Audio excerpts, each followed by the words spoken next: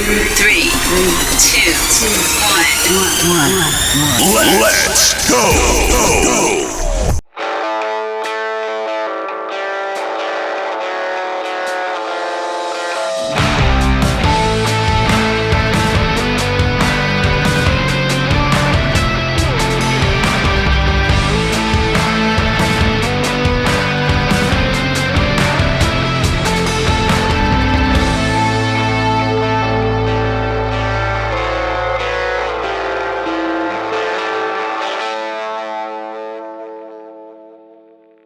Welcome back to the Brewers Brothers podcast. It's Christopher Rieben here with. What's up, guys? It's Carter. It's been a few weeks since we last spoke, Cart. We actually had a Christmas special going that we kind of lost half of the audio for. We're just gonna wait for the end of the bird season. We kind of determined that. Going forward, we're looking to put an episode out about every week, every 2 weeks, give or take. Once baseball season comes around, though, we're going to get on a much better schedule, hoping probably like every Friday or Monday we'll get a episode out. And most of the episodes would probably be without me since I have my season starting soon. Yes, he does. He has his college baseball season. What do you think we should do? I think we should do what we always do and start this episode off by cracking open a brew. Cart, what do you think? I think we should. Let's get it cracking. This week's brew is from Dewey Beer Brewing Company. It is Waffle Cone with chopped vanilla walnuts, Cart. I don't know how I feel about this. It's a stout, so it's a little bit heavier of a beer. 11% ABV. This is a high percentage beer, and it's a pounder we got here with us too. Yeah, definitely. You know, I've seen these. You know, we have a beach house in Delaware, and we drive by one of the breweries and one of the places every time we go back to our beach house. You know, but there's one. That's the one on Coastal Highway. There's 3 different locations. So you guys go check it out. Yeah, let's crack this thing open and give it a taste, shall we? First impressions after pouring it out. It's heavy. It's dark and it's heavy. It's a dark, heavy beer. Looking at the can, it looks like something you would want to drink in the summertime. Pouring it out, I don't think this is a summertime beer. You know, when you think of waffle cones, you think of on the boardwalk getting a scoop of vanilla and chocolate and a waffle cone, but this thing is heavy. Let's give it a taste. Cheers. Whoa. What the? I don't even know what to think about that. We both had the same impression right off. It has like a syrupy taste. Like it's the vanilla that's coming out. A very strong vanilla taste. It tastes like a waffle cone. It does with alcohol in it. You know what it tastes like almost, Cart? It tastes like a waffle cone that they soaked in like liquor.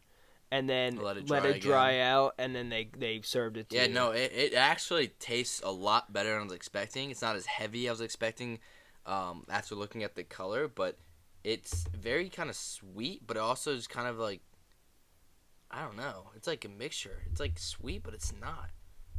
Yeah, it's Is that like creamy sugar flavor? I'd probably say what it is. I think it's like the sweet, but not. It's a creamy sugar flavor, which is kind of overall. It has like hints of vanilla, hints of I would say like some toffee in there as well. Well, it does have that vanilla chopped walnuts, and it has walnut oil in it. So I'm assuming that's kind of giving it a. That's why I'm getting the toffee flavor. Yeah, that's probably where you're getting the toffee flavor from. All in all, I give it a. We're gonna start a rating system on all of our beers, 1 to 10 scale. One sip, everyone knows the rules. One sip, everybody knows the rules. No, I'm gonna give it 6.2. Yeah, it's definitely not gonna be that high. I might give it. I'd give it like a 6.3. 6.3. Yeah. It's not my favorite. But yeah, that's fine. That's because it's not one of those beers you're gonna drink every day, and that's the rating we kind of go off of. We kind of have to go off of what your preference is. Yeah, true. So at the end of the day, I think it's a quality beer, but it's not an everyday beer. It's like one of those things you only get on occasion. The can's cool. Can's cool. It's a really cool looking can. It's a good idea. And that's the thing is like... It's a stout, though. It's like the Rita water ice beer. Yeah. That's a great idea. Yeah. And same with like the different flavors like the root beers and like the only beer they could drink almost all the time is the Not Your Father's root beer. Yes. And something like that is something you can drink constantly. You can drink constantly. We're trying to get some local breweries on the podcast a little bit more to review their beers. So we're kind of working with some local breweries here and there. We're going to go back to some of our victory beers coming up as the baseball season comes. And we're actually going to be trying to get some of the beers that the Phillies, the Citizens Bank Park has as well. So anybody going to the stadium knows what to kind of look for and drink. So that's coming up with us. One more thing to look out for. We're going to be a little bit more active on the Instagram. We kind of took a little break there. We're going to start putting our beers up there a little bit more with our ratings. And we're hoping to eventually start getting a recorded podcast out there as well with our faces in it. Hopefully we can get some clips on TikTok and maybe some YouTube. Instagram clips and YouTube and all that stuff. So we're growing pretty well, and we really keep liking, sharing and all that stuff on the podcast, and help us grow and get where we would love to be. Yeah, we really appreciate all you listeners. Let's go to the Eagles cart. What a disappointing end to the season, if I say so myself. We were 1-3 in the last 3 games, 1-2 in the last 3 games. A win against the Giants, right, and then a loss against the Cardinals, and then another loss against the Giants. We were home for what? Since we were 10-1, we are currently 1-6. It's 1-6. 1-5. 1-5, yeah. 1-5. 1-5. We started out 10-1, and our last 6 games we were 1-5. I don't even know where to even start with the Birds. Our defense fell apart. We tried Matt Patricia as our new defensive coordinator, and that seemed to not even stop the bleeding. That seemed to stab more holes into us and after kill us. We had that overtime win against the Buffalo Bills, a very high-power offense, and we could tell our defense was kind of shaky that game, giving up the 34, but our offense was right there, giving up that 37 right back. But then we went out that game against the Niners, and we just looked overmatched, and ever since that game, our defense has looked overmatched. Our defense has, and I mean, one of our earlier episodes, I talked about that. When our defense wasn't stepping up, our offense did, and when our offense wasn't stepping up, our defense picked up the game. And it seems like both sides of the ball completely have collapsed at the end of the season. You don't expect a 10-1 team to not win at least 12 games with 7 games remaining in the season, or 6 games remaining in the season. And there's a lot of obviously speculation out there about how the Eagles are started so hot. They knew they were in the playoffs. So are they purposely playing poorly to get other teams not ready for them when they start playing again well in the season? I don't think that's the case, because that is so hard to do at any professional sport level, at any sport level, is to play poorly just to go win it again. Because once you start playing bad, you have that taste in your mouth, and that's how you're going to continue to play. Yep, and this is, I'd rather, honestly, just like the Niners did, they went on a 3-game losing streak early in the season. I would rather that, because you're able to turn things around. You're able to figure things out. We don't have time to figure things out. No, we don't, and you're losing the support of the fans. I heard a poll today on WIP. 72% of fans say we are done. The season is over. We are one and done in this playoff run, and they are done with this team. Only 13% of fans right now in Philadelphia are saying that they believe in this team and they believe that we can turn it around. It's too late to turn this team around. You're not turning this team around at all. I wish the Birds the best. I want them to win in the playoffs. I want them to go far. But as a disappointing end to this season, I can't even get behind and be a cheerleader for this team. And to be honest, I'm paying them. They're not paying me to cheer them on. They need to learn how to cheer themselves up. And it really needs to end with these quotes, with these poetics. I'm telling you, Cart, last night, Sirianni's press conference sounded like a Rocky Balboa movie. And I'm done with that. Give me real answers on why we aren't winning. Obviously we watched the Bills game right after, and going into halftime, Josh Allen threw a pass short of the end zone, and they were down 14-7 going to the half. And their head coach, he came out and said, "You have to throw that ball in the end zone. There's no excuse. I don't know what we're doing." He said that last night. Would have Nick Sirianni said that? No. Nick Sirianni would have, backed up his quarterback, backed up everyone else. No, you need to tell them how it is sometimes. Players need to hear that. When you're in the bad times or you're not winning, in times like this, you need to tell them how the hell it is and figure it the F out.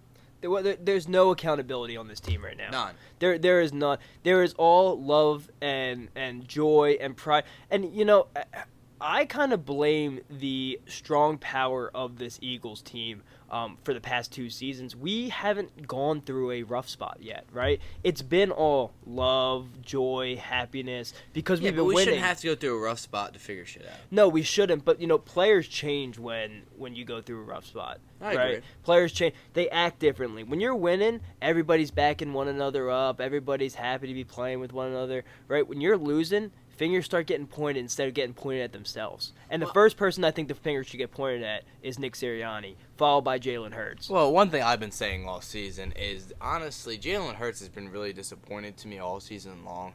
He really isn't just, I don't think, in the mindset he needs to be in. I don't think he's playing how he should be. He's trying to be a player that he's not. And overall, he got benched for Tua in college for a reason. So that's always been a speculation of mine since we did draft him.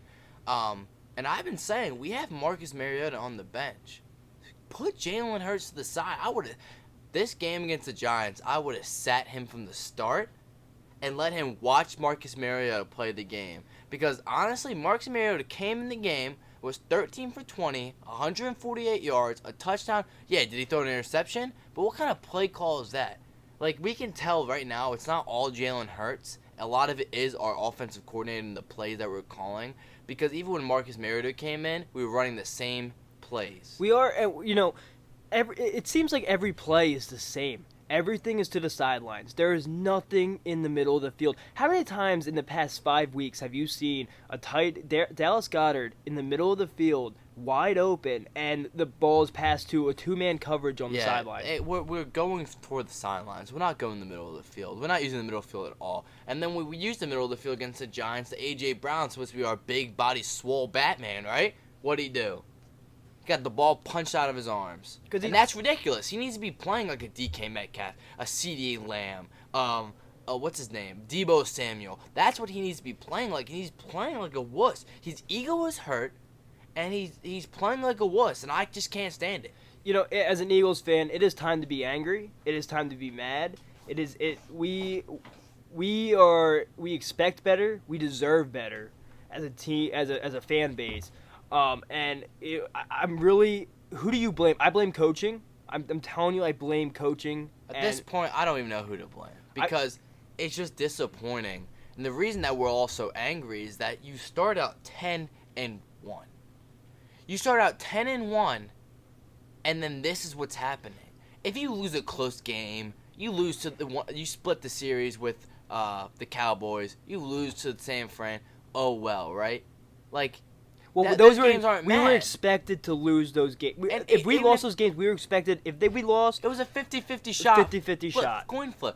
But losing late in the season to a second and third string, maybe even a fourth string on the Giants, is horrendous. And I hate the message all season as well, right? The message all season, we win those games, and none of our wins were blowouts. We had no blowout wins at all this season. And the message this whole season was a win is a win. A win is a win. And I hate to say it, but a win isn't always a win. You can always improve. So instead of improving, they just took the win with what it is. They saw that they had holes in their team, and instead of improving them, they just took the win with what they had. And now it is showing. The holes are showing in this team. Our defense cannot stop anybody. The Cardinals game was ridiculous. We had 6 drives the entire game against the Cardinals. 6 drives. That's ridiculous. Our defense has been on the field for the past 5 games. You can tell Jalen Carter and Jordan Davis. Jordan Davis. They are just beat. I don't know much of Jalen Carter, but Jordan Davis, I can tell he's beat because all of our defense on the field 24/7. Last thing I gotta say about this all, so I don't know. We just need to figure it out. We play the Bucks here on Monday night on January 15th, 8 p.m. In Tampa. Prime Tampa. Is it in Tampa? It's in Tampa. They won the division? Yeah, they won the division. We're not home. So, look, and that brings up a point, right? Jason Kelce, he's done after this season. And he's been hitting at it more and more that he's done. Right? And that man deserves a lot better than what this team is giving him at the end of his career. That could have easily well been his last game at the Link, right? Yeah. A man who gave us a Super Bowl, he's been all Philly his entire career. He deserves a hell of a lot better, and we fucking blew it. We really did. Cart, who do you blame, though? I know you can't pinpoint one person, but who? Yeah, I can't blame anyone. I'm sorry. I just am disappointed with the entire team. I'm disappointed with everything that's happening. You can't blame the quarterback. You can't blame only coaches. And right now, it's a system problem, and we need to just figure it out. Do you think Sirianni needs to coach for his job come Monday? Is he coaching for his job? No, he's not coaching for his job. You coach for your job every single game you play, but you can't just start now coaching for your job. You coach for your job every single game. So at the end of the day, I think they just need to just figure shit out. I think they all have one last chance, which is the wild card game, and they need to win this game against the Bucks.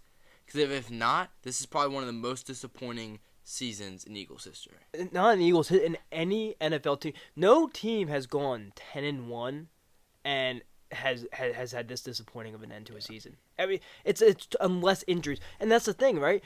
Our quarterback didn't get injured. Oh, we're healthy. We're a healthy team. I'm not saying we don't have injuries right now, but we are a healthy team who is collapsing. It's not like we're an injured team who is collapsing at the moment. And that's kind of saying something about the player. The players aren't playing with their hearts. I mean, Jalen Hurts comes out there saying his little quotes and his poems, but dude, what do they mean to me if you're not winning?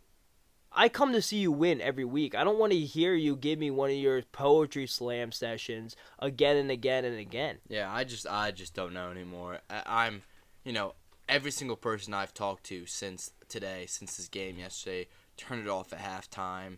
They weren't even able to watch it. It was just every single person I know that's an Eagles fan turned that game off at halftime because at that point it honestly wasn't even worth watching anymore. No, and going back to what you said at the beginning, I would have benched Jalen, and I think that would have lit a fire under his ass that he really doesn't have. He's not looking down the field. And you're right, Cart. He was benched behind Tua for a reason. And that came into my mind more and more as the season going on. Is he a one-and-done, a one-trick pony, right? Has he been figured out? Is he going to be Cam Newton us, right?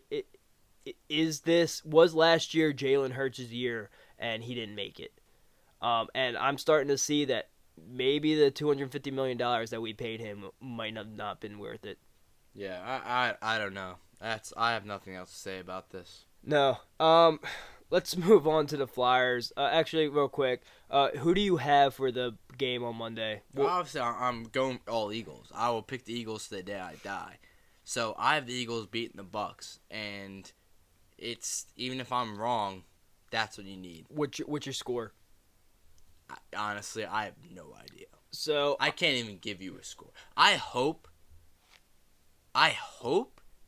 we either have 4 or 5 touchdowns. So it better be between a 28-35 for the Eagles, and it better be 14-17 for the Bucks. That's all I have to say. So my prediction, I really hate to see it, but I'm going to stick with what I've been saying since the Cardinals lost. Because I was at that game, and I've never been to a game that it's been that bad, where our defense was on the field the entire game. We had 6 drives. I'm going to give the game to the Bucks. I think the Bucks, because you got to remember, Cart, right? We're playing in a first-place mindset as a 5th-place team. The Bucks are coming in there as a 6th-place team with a bite to win, go through the playoffs, right? We don't have that drive right now, so I'm going to give the game to the Bucks. I think the only way we win is going to be a 30-31 game, and it's going to be won by a field goal. No, I think I have faith in my Eagles no matter what, week in and week out. You can have bad games, that's going to happen, but it's their time to figure this shit out. They have an extra day to figure it out. They better be spending every single second of this week figuring this out. No, I think they're going to be spending their time writing poetry for the Poetry Slam in Philly coming up this week, I think. I don't even know if there is one, but I guarantee Jalen has it marked on his calendar. He didn't have the Super Bowl marked on his calendar, but he's got a Poetry Slam coming up. Pissing me off. Let's move over to the Flyers. Flyers are 20-13-6 on the season. Pretty good record, really, from last year. They're doing a really great job. We have lost, the 4 of the past 5 games. We've had 1 win. Tonight we got the battle of Pennsylvania. It's a round 2 of that. I'm kind of excited for that. Penguins game, Flyers. It's always fun to watch that teams play. Flyers are doing pretty well though. They're hanging on to their playoff spot, but we really, really need to fix our power play. The Flyers are, pretty sure last place right now in the in scoring on a power play. Honestly, beginning of the season, obviously I haven't paid attention to the Flyers in much of recent years, but I've started, obviously this season we started paying attention a lot more, but they weren't expecting to do well. They weren't expecting to be in the situation they are right now. They weren't expecting to have a above 500 season. Well, Cart, they're 11 games behind their amount of wins they had last year. They were 31, 38, and 13 last season. And we're already 20, 13, and 6? That's pretty good for this Flyers team. We saw a little bit of a collapse, and I don't think it was a collapse. I think it was just a tired team. We've been on the road a lot this season, which has really kind of hurt us. But we're starting to come into the middle of the season. Being on the road as an athlete, it's very hard to do. And, you have to learn a new playing for surface. You have to learn the stands. You have to learn the stadium. And all of it's hard. It's hard with the mileage on your body. It's not something easy. So you can give a little credit that's why playing on the road is so much harder than playing at home. Not just with the fans, but at the end of the day, I'm very impressed and I've been very happy about this Flyers team throughout the season, being the 2013 and 6. It's a long season. It's a marathon, it's not a sprint, man. And the fact that we are only 3rd in the Metropolitan right now is, we're 6 games back from first, and I think 2 games back from second is very impressive. And they got to keep it up. They can't let their foot off the gas now. And people didn't expect them to do well, and the fact that that's what it is, I think that's the reason people are so satisfied with the Flyers right now. Yeah, I mean, we're doing good. We have a young team, right? And people, we got to remember, right? We have to hold it to ourselves to remember this. We're still in a rebuild. Right, we still are in a rebuild, and in this rebuild, the only thing we're lacking right now is the score on the power play. We're one of the top power play killing teams in the league right now. But one of the games that really came up for me of executing power play was against the Blue Jackets on January 4th. We had a 5-on-3 power play, right, and we could, for about 1:40 seconds in that game, we had a 5-on-3, and we couldn't score. They just kept on, putting the puck down ice and kicking it away from us. And we ended up losing that game in a shootout. We did. We ended up losing that game in a shootout, and none of our guys scored on that shootout, by the way. Who was in goal for us? It was Arison. Sam Arison. Yeah. Your boy. I do like Sam Arison. He's been pretty good in the goal for shootouts and overtime. So, but it's hard to win it when none of your players score. No, it is very.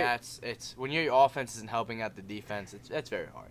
But looking back at these last few games, they were coming off a 4-game losing streak against the Kraken, the Flames, the Oilers, and the Blue Jackets, and then we beat the Flames again. So tonight, I think playing the Penguins, I think we have a great chance of winning. I think we have been playing well, and I think they need to continue playing well. Well, another thing we've done well, and with the Flames, right, is we're really good right now about coming back and beating teams the second time we see them. Meaning, our coach, right, he's coming around, and he's realizing our mistakes, and the team is realizing the mistakes they made in that first game, and they're adjusting, which is great to see for that team.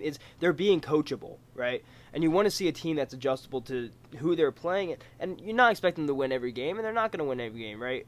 So with this Penguins game coming up, this is the second time we're seeing the Penguins. I'm expecting to win. I'm expecting them to go back, watch tape, see where they messed up on their last game, and win this game. Again, I'm not expecting them to win the Stanley Cup this year.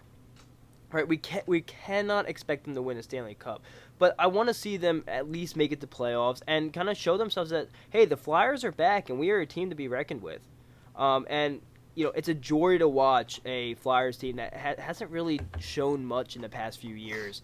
And I mean, think about it, how often have you really heard about the Flyers hockey in Philly? It's really only been Sixers, Birds, and Phils. You hear about the Flyers hockey because we're in Philadelphia and we're the fans of all sports, but that's not the thing. You're not going to go to a party. You're going to go out to the bars. People aren't talking about the Flyers unless they're doing well. And that's what happens. Back in the day, no one just talked about the Sixers when they weren't doing well. No. And right now the Flyers in the same situation, but it's talking up the more buzz. Yeah. They're bringing up more buzz. I mean, you got guys like Travis Konechny, right? He has 9 rushing goals, 4 breakaway goals on 9 attempts, right? He leads the league on that in breakaway goals. Cam Atkinson, Joel Farabee, they're tied in second place with 7 breakaway attempts. We're leading the league in these, in these standings with these players. They're doing a good job. And our I've been saying it over and over again, our key players are stepping up and showing who they are meant to be, the captains of this team. We don't have a captain, right? So it seems like all of our big-name guys, Konechny, Farabee, Carter Hart, they're being the captain on the ice right now, all of them, which is, I think, is great. It's a collective team right now, and we're playing as a team. And I think that's why we're winning so well. Like I said, the biggest thing we need to improve on is our power play, and that really is the only thing we have to improve on. Our goaltender situation, we are great with the goaltender situation. We have Carter Hart for the next couple of years, right? Sam Harrison, he's still young enough. He's going to be with us for the next couple of years. We have guys that we can trade.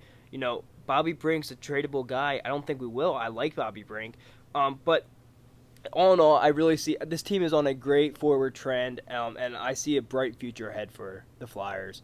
Yeah, I agree overall. All the points you've made are all true. Yeah.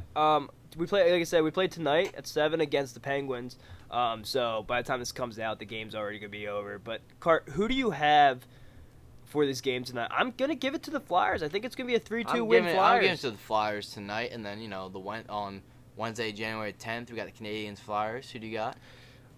I'm gonna give it to the Flyers again. I'm going Flyers for the next 3 games against the Wild as well. I think we get back to back. Do you think we get 3 home wins in a row? I think we get 3 home wins.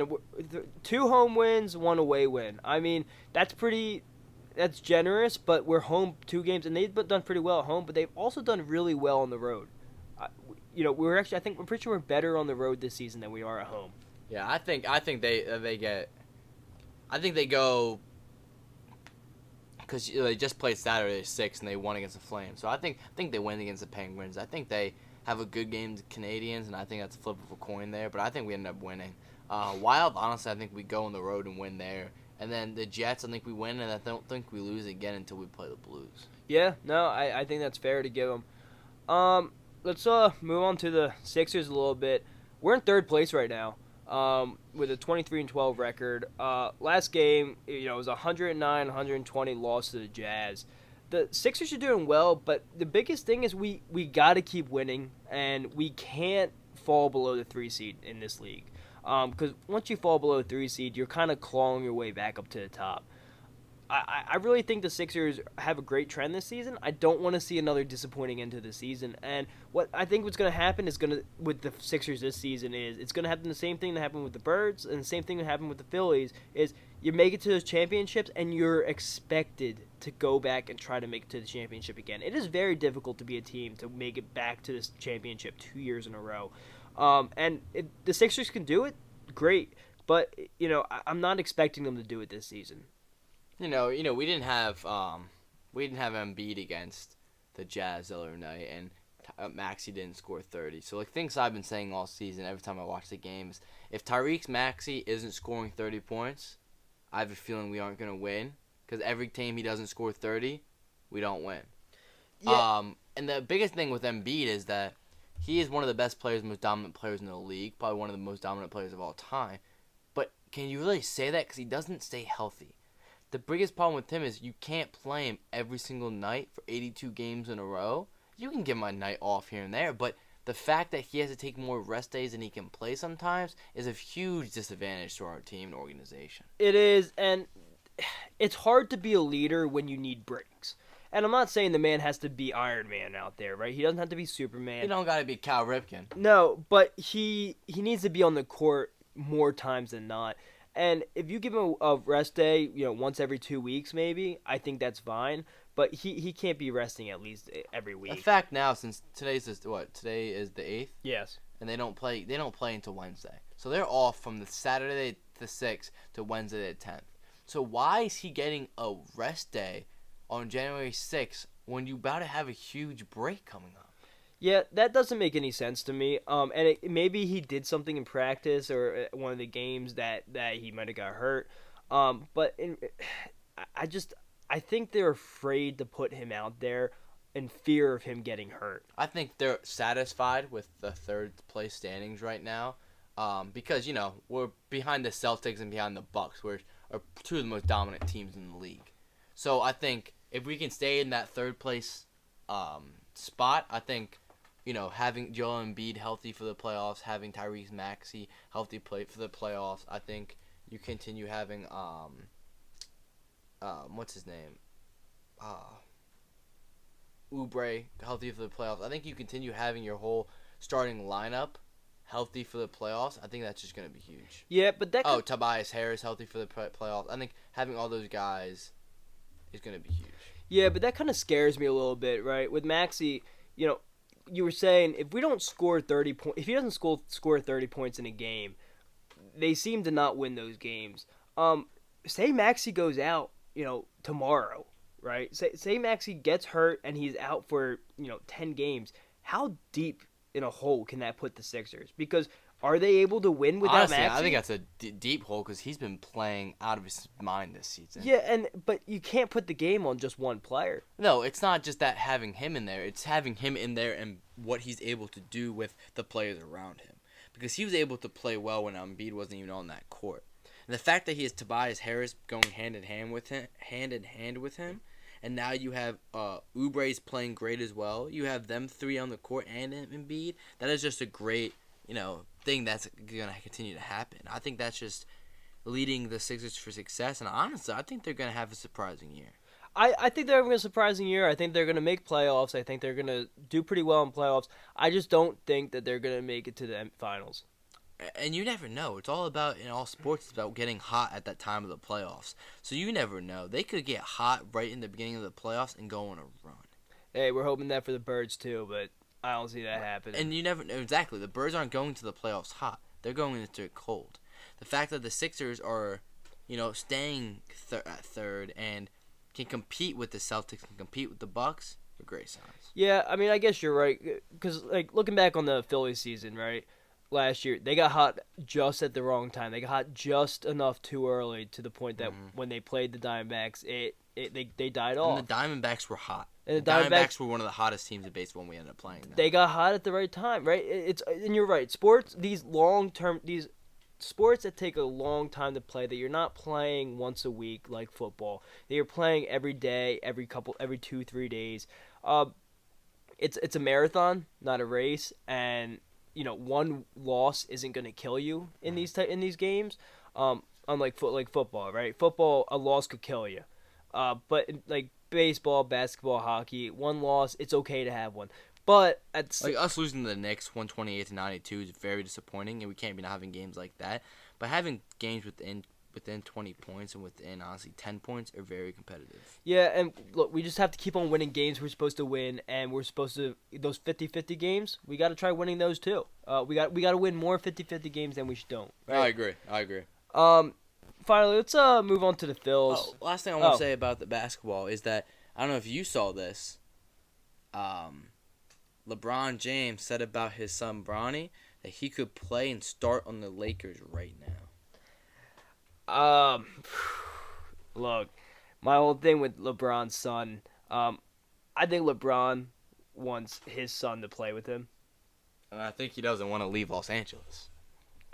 I do too. I think it would be cool. I think it would be really cool to see that. At the same time, his son's going to be under a tremendous amount of pressure coming into the league because everybody's going to want him to live up to his father. And at the end of the day, if he doesn't, I think he just doesn't. They're not going to expect him to be LeBron James. They're going to expect him not to be as good because there's very rare times in NBA and sports history that the son of a superstar turns out to be great. Like, obviously, we're seeing it more and more now. Like, Vlad Jr. is extremely good, but is he better than his father? I'm not sure. Bo Bichette, is he better than his father? I'm not sure. Calvin Biggio, is he better than Craig Biggio? I'm not sure. But you got the guys like Griffey, right? But you guys have guys like Ken Griffey Jr. that are better than his father. But his father wasn't a superstar. His father was just a above average MLB player. And his son is probably one of the greatest hitters of all time. His son did better than his father. But some guys can live up to that pressure that is put on them. Some guys cannot. Right? Cal Ripken Jr. can. Griffey can. Other guys cannot. And I don't. LeBron has such a long history in the NBA and a long, someone that a lot of players want to live up to be, right? He was the Michael Jordan of our generation. And his son's going to want to live up to that. And I think he's going to put too much pressure on himself and collapse. I don't see him doing it. I really don't. I agree. Let's get breaking into the Phillies, Christopher. What do you guys say? Let's break into the Phillies. Very exciting. Spring training is right around the corner. Catchers and pitchers report on Friday, February 14th. So kind of cool. The city of brotherly love reports on the day of love, Valentine's Day. No pun there for Philly, I guess. I'm a little concerned though. There really hasn't been many transactions for the Phils. I know we have, we don't need many guys. We don't need many positional players. But our bullpen has been the biggest thing that has been our detriment for the past 2 years. And we aren't even getting guys. Yamamoto, the Nebraska account came out and he even said no matter the amount of money that Philly offered him, he was not going to Philadelphia. He had his mind set on the Dodgers. So after reading that, I'm not really upset because I knew no other team was going to get him either. But where's those free agents that we're looking for? There has to be a few free agents on the market right now that Philly can go after. Well, something I read earlier today is something about former All-Star pitcher Marcus Stroman has, he's been having difficulty signing somewhere, and the Phillies might be a landing spot for him. Marcus Stroman would be a great pickup for us, but we've only, like I said, Cart, we only had one transaction happen. Dave Dombrowski said that the team will be nibbling around the edges in the rest of free agency. So they're not looking to sign a big name, which I don't understand, which the only big name I really want right now is Josh Hader, which he still hasn't signed. I don't think we go after Blake Snell. I don't think that's what I love Blake Snell. I love Blake Snell. But I think do we need a guy like Josh Hader more than we need a guy like Blake Snell? Yes. Because we've seen it with guys like Ranger Suarez that weren't these big name dudes that made himself into something through the Phillies minor league system. We have Painter coming up. He has the potential of coming up this season. No, he's not. He's not coming up this season. How do you know? They said he's Tommy John. He's not going to be back till next season. I thought it was this season. No, and but that kind of scares me a little bit because another thing I saw is Dombrowski came out and said we don't want another big. He even came out and said we don't want another big name guy because we have a all-star shortstop. We have an all-star first baseman. We have a dominant catcher. All-star catcher, right? But we're focusing again and again on the long ball, and we instead of playing both sides of the ball, we're just playing the one side of the ball, which has killed us these past 2 seasons in big moments. And our pitching is a big thing. If we had a star pitcher besides Nolan Wheels, and we have the hitting team that we have now, we would lock down first place in the NL East.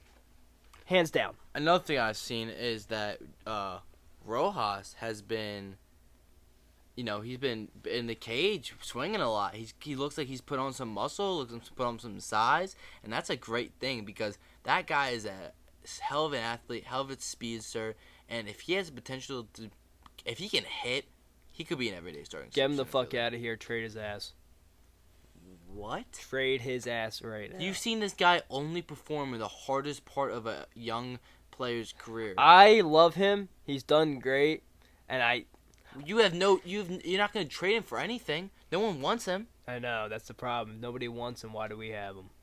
Because he hasn't proven himself in our system yet. Why would someone want to take a chance on him? Because he can't hit for shit. Okay, he showed that during the playoffs. He had a rough time hitting in that playoff. That's a very hard thing to do. I have a sour taste in my mouth right now still. All right? You can't blame anything on him. I don't think we should actually trade Rojas. I still have a sour taste of him not hitting because His glove is amazing. He has one He of has the speed. He has speed and one of the best gloves. You know what we should do? We should make him a bunter. We should bunt the crap out of That him. is the stupidest thing ever. That's not today's day and age. You can't make him go there bunting because eventually that's gonna. He needs to just continue on getting base hits, and he'll be fine. He needs to look on his pitch recognition. There's a lot of stuff he has to do, and that's what the off season's for. I think you give him you give him spring training. Yes. To let him prove how he can hit. I think you and give you him need to let him win the spot in spring training because that's when the spot's gonna be won and lost. I think you give him till April. I really think you give him till April. I think you give him spring training. Spring training is when you're gonna have win or lose a spot. Yeah, but the other thing is, as a ball player, you can become streaky, and even though the off season there, I'm not talking about he needs to be having a 300, 250 plus batting average during spring training. I'm talking about he needs to be having good at bats. He needs to stop chasing the pitch outside of the zone. He needs to be lining out to the shortstop, not hitting a dribbler and trying to beat out with his speed. He needs to be hitting line drives to the outfield or deep fly balls. He needs to be having bats like that. And there's a lot of things that people think that you're only productive if you're getting hits, but that's not always true. Like you said, streaky hitters. Yeah. Well, Cassie's one of them, right? I don't really have too many concerns going into this spring training. We're healthy, right? We're not we're knock on wood, we're healthy, right? We don't have Bryce Harper coming in with Tommy John surgery, not able to go through spring training and even like the first 3 months of the season. We don't have Rhys Hoskins trying to find a first baseman for the first couple months of the season because Rhys tore his ACL. Our biggest concern right now with the Phils really is pitching, and I would really love just one or two free agents that we can add to this bullpen that we could maybe get in and trade for better pitchers as the season goes on. Yeah, and I agree with that. And you just gotta have to see how the spring training is gonna go. What's the countdown to spring training? The count, I guess. So that actually brings up a good point. I'm gonna set up a spring training countdown timer on the Instagram. Follow it. I'm gonna be posting it every day coming up until spring training happens. We are a big This podcast, it revolves around baseball. It is our biggest topic that we're gonna be talking about. We do fill in the other sports, of course, as you know. But so follow the countdown till spring training. What is it, Card? We got February 14th. Yeah, I don't even know. I don't know. I'm not doing the math, but we'll get one out there.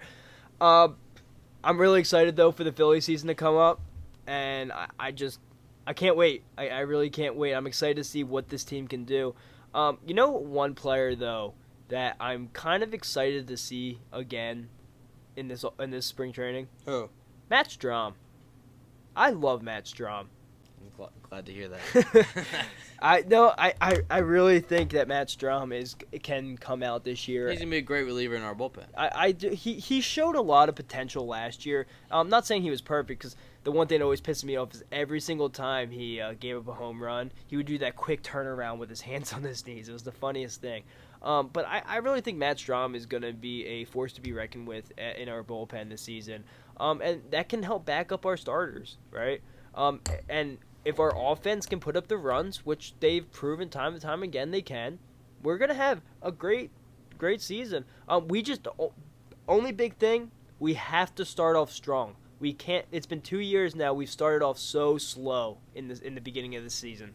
So I think it's time we start off strong in the beginning of the season and win. I don't want to say start strong. I think if you start too strong, you can get cooled down like Tampa Bay Rays did. But speaking of Tampa Bay Rays, talking about Wander Franco after this. But I think that we need to just stay consistent at the beginning of the season. I think we need to stay consistent throughout the whole season. Obviously, you want to win a lot at the beginning, and then if they stay consistent and then get hot again, then stay consistent and then get hot right before playoffs. I think that's what they need to continue to do. Yeah. First game, February 24th against the Blue Jays. They're away, so that's ready to see that. Put that on your calendars.